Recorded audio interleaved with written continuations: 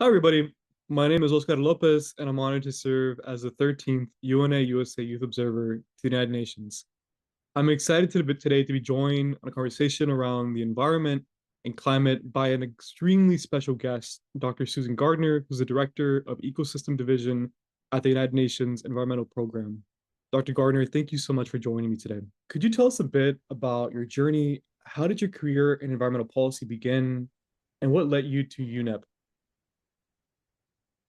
Well, as far back as I can remember, I was always inspired by the ocean and always wanted to study marine science. I remember even as a kid, uh, I pestered my parents to be able to go and learn scuba diving. And so I could scuba dive before I had a driver's license.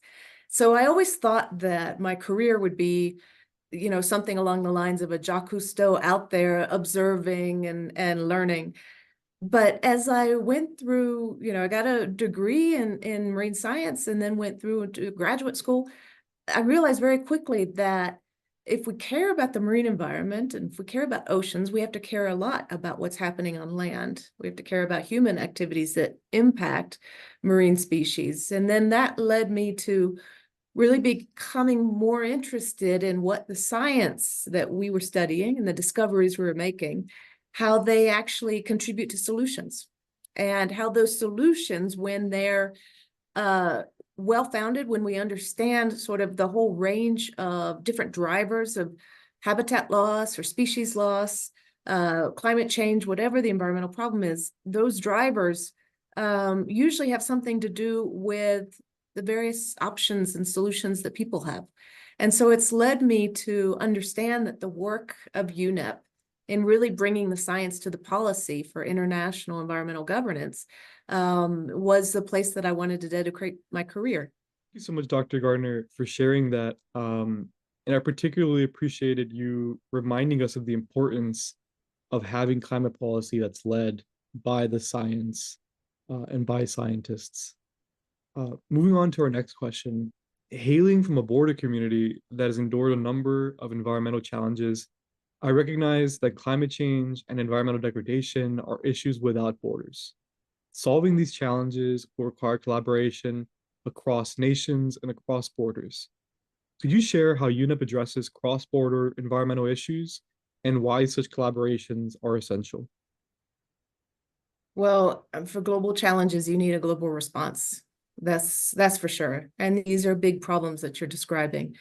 I just came from Riyadh last week for the UN CCD conference. And when we talked to a lot of different people who are feeling the real impacts of drought and desertification and land degradation.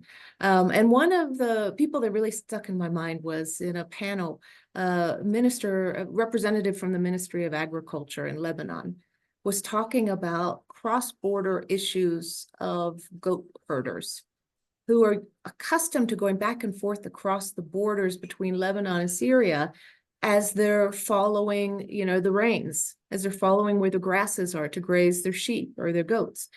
And as we saw more drought, as the area became drier and there was less grass, they began to have more conflicts across the border with with the other herders. These are things that they're experiencing worse conflicts because of the impacts of climate, because of the impacts of what's happening to their land.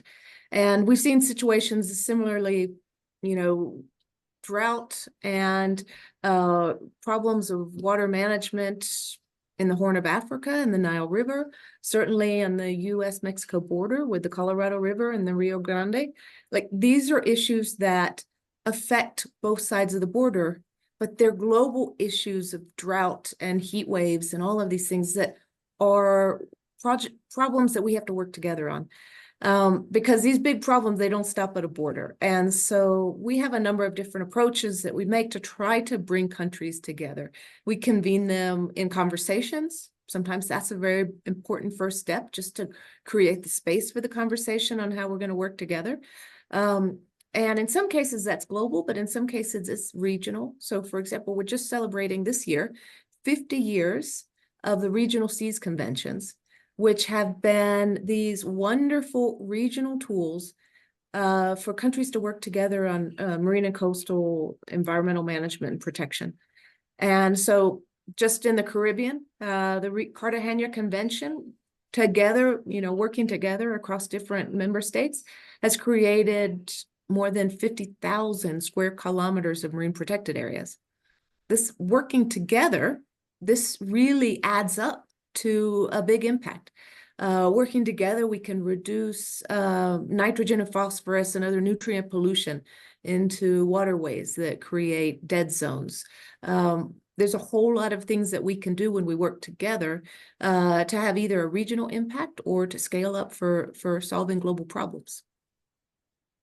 Certainly, I can't agree more. And when I think back to my hometown and my community, where our only source of water, the Rio Grande, is in danger of drying up in the next couple of years due to extreme heat, I recognize that it's not only our only source of water, it's the source of water for a number of communities on the border, including our sister city across the border of Nuevo Laredo, Tamaulipas. So I think um, what you shared is a reminder that these issues, and I think the way you put it right is that global issues require a global response. And I think when I reflect on the importance of past global collaborations like the Paris Agreement, they're reminders of how we're not going to solve these issues unless nations decide to work together and collaborate on creating solutions that uh, uh, will benefit everyone. Uh, Moving on, what do you see as UNEP's most impactful role in addressing climate change and environmental challenges? Well, there's a lot of things that we can do, starting with, raising an ambition, keeping the conversation about where we need to go, keeping the focus on the solutions and also the commitments that we've already made. Member states working together, through multilateral processes have already made a lot of commitments, and they have created a lot of plans and solutions. But now we have to act on those commitments. We don't have a lot of time, and we have to move. And so keeping that urgency up, keeping the conversations focused on how we get there, rather than pointing fingers at each other and allowing our problems to become more and more sources of conflict, we need to start saying, okay, well, how do we work together to solve these problems? What does the science tell us? How does the science point us to decisions and point us to policies that are actually going to be good for people as well as for the planet? How do we keep an eye on the targets we've agreed to, like the Sustainable Development Goals, the Paris Agreement, and be able to articulate to governments how achieving those targets are in the best interest of both the planet and people? And then beginning to show what the science says in terms of how we get there. UNEP has, through our UN Environment Assembly, universal membership of all countries. So all the member states, when they come together to make a decision in our UN Environment Assembly of UNEP's, UNEP's governing body, we actually have that opportunity to have the whole world coming together to say, we're going to do something about this, and making a decision together in terms of the actions they're going to take. It really is incredible to hear about how UNEP has been a leader in bringing countries together to collaborate on initiatives around the environment and climate. And another area where UNEP has been a leader in has been in uplifting the importance of environmental justice. Why is environmental justice such an integral part of UNEP's mission? And how does UNEP work to uplift marginalized and frontline communities impacted by environmental issues? Well, far too often there are barriers to access that keep communities marginalized, that keep young people from being able to participate, that do not allow women to be empowered as leaders, that prevent the world from having the benefit of the wisdom and the traditional knowledge of indigenous people. So we're trying to break down those barriers to allow that access to that leadership and that information, because we know that when science and traditional knowledge work together, that's how we come to solutions. That's particularly when we're talking about nature-based solutions and protecting, preserving ecosystems and getting the full benefits that ecosystems provide. So we know that when we look to try to achieve habitat protection, biodiversity conservation, climate mitigation, and adaptation, as we're trying to do all of this, nature is one of our best allies. And indigenous communities and women and local communities, they have the information, they are there on the front lines. You know, women are producing about 50% of the world's food, but only own and have legal ownership of about 20% of land, and actually make up about 70% of the world's hungry. So there's an injustice there. But there's also a system that's not working, because when women are empowered to make decisions, they actually are climate experts and biodiversity experts. They know which crops to plant, where that's going to succeed, and they know when to plant the crops. So they actually have a lot of expertise that if they're empowered, they can be part of win-win solutions: better food, better biodiversity, mitigating climate, taking care of their families. That results in better nutrition and better education for children. So we have to release some of these barriers to participation. The UN Decade on Ecosystem Restoration actually lays out principles for restoration and shows this is how you do this correctly. This is how it succeeds. And it includes inclusive processes that involve consultation, that ensure that there's full participation and access to the information and the decision-making processes for indigenous peoples, for local communities, for a whole range of people who can really contribute to solutions. So that's one example of, you know, the kind of work that UNEP is committed to doing. We just launched a report on decent work and nature-based solutions, showing there's like 60 million people already with good jobs just based in nature-based solutions. And actually, there's a lot more to come. Safe jobs with good living wages.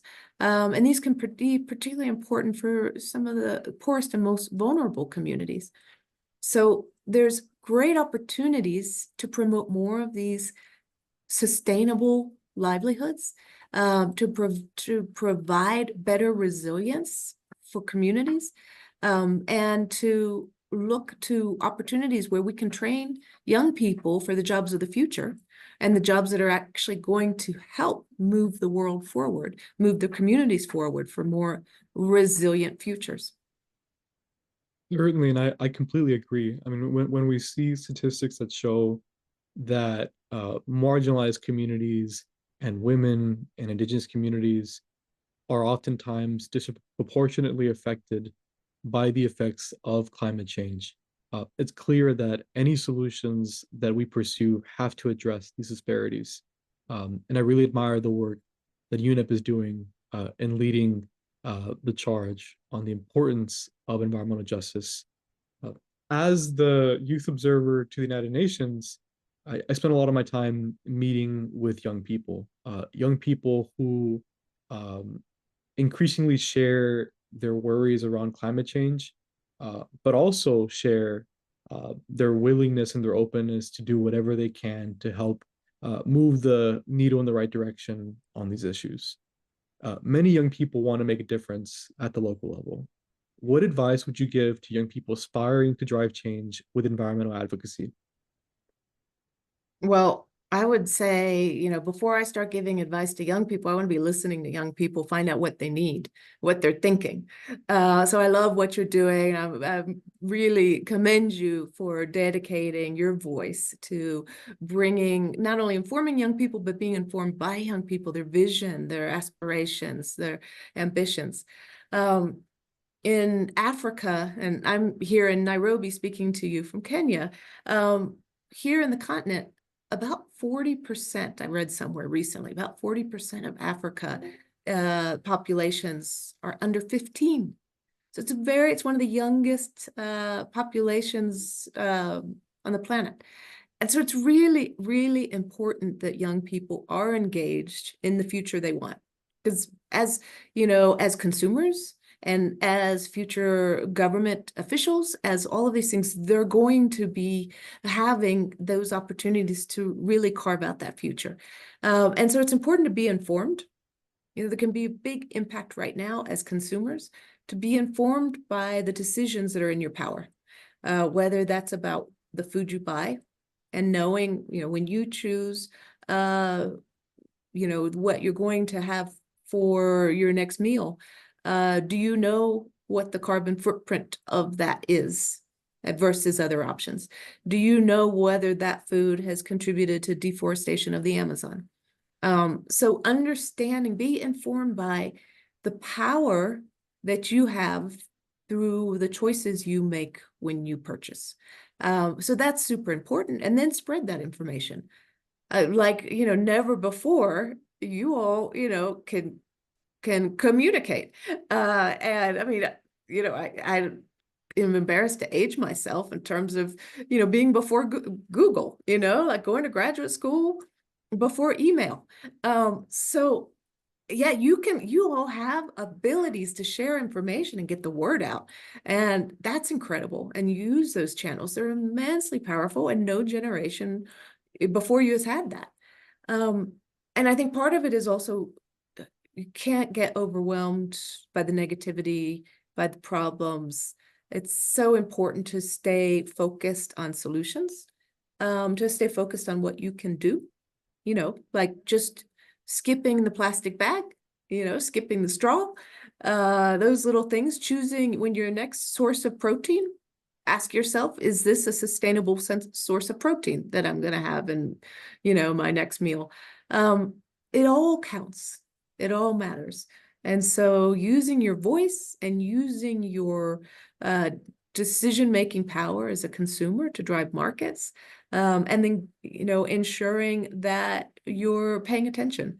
Those are important things that make a big difference. And the more, but keep talking. Because I also want to learn from you and figure out how we solve this together, because you're inheriting this.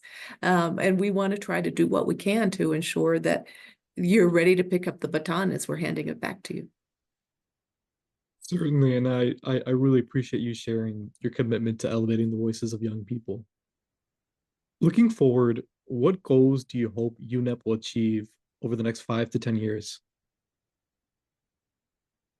Well, if you look at a lot of the commitments that the world has made to ourselves, countries coming together to make a decision, there's a lot of work that the world has agreed to do by 2030.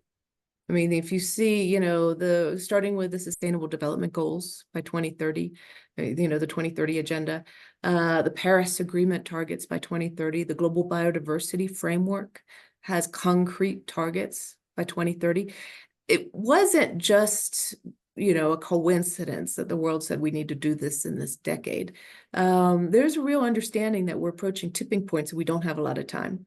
And if we keep racing off in the wrong direction, within 5 years, we may not have the option to turn things around. So these next 5 years are critical. The UN Decade on Ecosystem Restoration also goes to 2030 and has concrete goals for ensuring restoration, healing the planet in the next 5 years.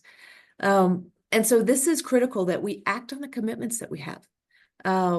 If we use the roadmaps that are available, the SDGs, the Paris Agreement, the Biodiversity Framework, if we use those roadmaps that we've already committed to and make good on those, then that's the direction we need. Right now, we don't have the financing to ensure that we're going to implement things at the pace and scale that must happen. And that's one of the key areas that can and must improve. We're spending, like $7 trillion on actions that actually hurt the environment. We are spending an enormous amount, trillions, on subsidies that actually are hurting nature. We could turn that around. By 2030, the Global Biodiversity Framework says we should be repurposing, transitioning subsidies to about $500 billion per year by 2030. You're taking existing subsidies, governments are already paying, supporting actions, shift them to be nature positive. And then you've got a big part of the solution right there. So finance exists. We have to point it in the right direction. The roadmaps exist. We have to start making real progress on the commitments. And UNEP is there to support with the solutions, with the science, with the information, with the convening of governments and private sector together to really ensure that we all keep up the sprint and the pace that we need to get there. Certainly. And as someone who for more than half of my life has been following and recognizing the importance of accomplishing the 2030 agenda, um, I think I and many young people recognize the urgency and just how critical it is that we achieve these goals and move things in the right direction by 2030. And I think, as you yourself mentioned, right, having seen the topic come up within the Pact for the Future, having seen obviously the topic be the main focus of this year's COP, climate finance is a huge part of the equation. And, ensuring that the capital we have is moving towards creating a greener world is a vital part of the solution, and is certainly something that I and many other young people hope to see in the very near future. Uh, for many, the current state of our environment and climate can be worrying. What keeps you inspired in our fight to build a better world? It is very worrying. It should be worrying. It should be alarming. We should be petrified, and we should be outraged, right? So all of that, we should be alarmed to the point to action, to the point that we're willing to do what it takes to make a change. And I've seen so many great examples of where people are ready to do this. When I was just in Cali, Colombia, at the CBD, the Convention on Biological Diversity, had its conference of parties. And I had the opportunity to speak in a panel where one of the speakers was a farmer from Colombia. And he said, farmers understand that we need biodiversity. He said, he said, farmers understand the importance of biodiversity to producing food, like no question about it. Give us some options. Give us some options. Help support us with the right kinds of investments. And so I'm inspired by someone who's looking for solutions. The sheep herders that I described crossing the border between Lebanon and Syria, searching for grazing land for their animals. That's all they need. That's what they're looking for. It's asking for help to create the space where they can work together. Fishermen in Mexico. I spent 10 years of my career working in Mexico as a scientist, talking with fishermen about how to sustainably fish and take care of the natural resources and the environments around them. They're interested in looking for alternatives that protect the environment and provide food for their children. So these are sources of inspiration. These are people who, like all of us, are contributing to the problem, but want to do better and are looking for solutions and will take action with a little help. It's just a couple years ago, actually during the climate COP, that the 8 billionth child was born. The world population reached 8 billion. And that's 8 billion people who have a right to food, a right to water, a right to a healthy environment.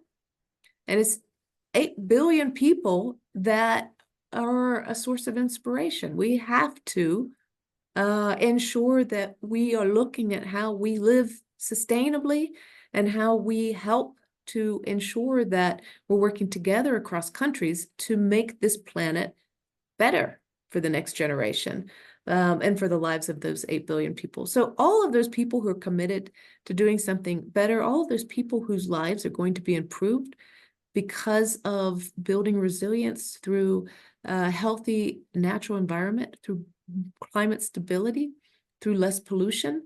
Those are all people that inspire you to make sure that we don't slow down in this race to make good on the commitments that we've already made. Certainly, and it's incredible to hear the examples you shared of people who are doing amazing work in their communities to move things in the right direction. Uh, Back in October, I attended the Food and Agriculture Organization's World Food Forum. The forum made it clear that food waste and the shift toward regenerative food systems are gaining attention as critical areas in the fight against climate change and environmental protection. Could you share UNEP's approach to promoting sustainable food practices and food systems? And what role can communities and individuals play in supporting these efforts? Well, UNEP has been part of massive efforts by the whole UN system to work together across all of our different mandates as different UN agencies to help with food system transformation. And this is essential because we can't solve the biodiversity crisis. We cannot resolve the climate crisis. We absolutely cannot ensure pollution-free environment without transforming how we produce food. And we have a lot of examples of solutions that are accessible and that work. There's a female farmer. Her name is actually Jeanne d'Arc, which is Joan of Arc in Senegal. She's a mother and a farmer, and she, with help of restoration activities, has actually been able to transform what was a monoculture farm that was, barely making it, to actually convert to a forest garden that improved biodiversity, that actually had climate benefits, and that created more diversity of crops that gave her more diversity in the market, and it also provided better nutrition to her children. So there are solutions, and we see people every day that actually are being part of the efforts to say, there's a better way to do this, and it's going to be better for me in terms of my production. It's going to be better for the environment. We're working with countries to help them actually have better information about what is the value of nature, what is the economic value of alternative approaches to traditional agriculture. And we have programs, for example, in Mexico that's looking at what are some of the new markets that could be accessed using native maize instead of traditional monocultural maize. So going back and saying, is there a luxury market? Is there an export market? Is there a market value for traditional native varieties of corn that could otherwise be lost, and can be produced in more resilient ways, or more resilient to some of the climate change instability that we're soon facing, that many are already facing. And so there's these great opportunities to contribute to improving the natural environment, contribute to food production, reducing the carbon footprint of the food you produce, and doing this in ways that's good for the farmers. So we're working with other agencies. We have actually an MOU with the World Food Program to help build in more resilience and restoration into their delivery model for humanitarian work, because we realize it's part of the whole system that has to change. Thank you so much for sharing that. And as we wrap up our conversation, I wanted to reflect a bit on the Summit of the Future. The summit as a whole really challenged us to imagine what a brighter and better future could look like. And as the UN Foundation put it through its campaign, what a future where we get it right looks like. So I wanted to ask you, as our final question, what does a future where we get it right look like for you? Well, when we're getting it right, we're going to have more healing than destruction. And we do that through restoration, right? Restoration is healing. Restoration is hope. Restoration is saying that we're going to improve and actually leave this planet better and healthier than it is right now. When we get it right, governments are going to be making decisions based on a real understanding of the value of all the services that we get from healthy natural environments, from ecosystems. And so we'll see that value properly incorporated into national planning so that it would be understood when it's more beneficial economically to invest in restoration rather than construction or destruction of lands, where we see governments working across ministries, finance ministries, agricultural ministries, development ministries, all to invest in nature because they're recognizing it's part of their mandate for people, that is part of creating more resilience for the future of their populations and their countries, and that they understand that they can unlock the power of nature. Because nature will, if we just, back off a little bit, nature will recover, recuperate, and regain all those benefits we get from a healthy ecosystem. And so getting it right is about making peace with nature, and then allowing all those benefits to be available to people who really need them now, and also are investing in ensuring that they're there for the next generation. I could not agree more. Thank you for sharing your vision for what a future where we get it right looks like for you. And thank you, Dr. Gardner, for your time and for joining me in this conversation. It's my pleasure, and always happy to do anything I can to be contributing to the kinds of program, the kind of information that you're putting together.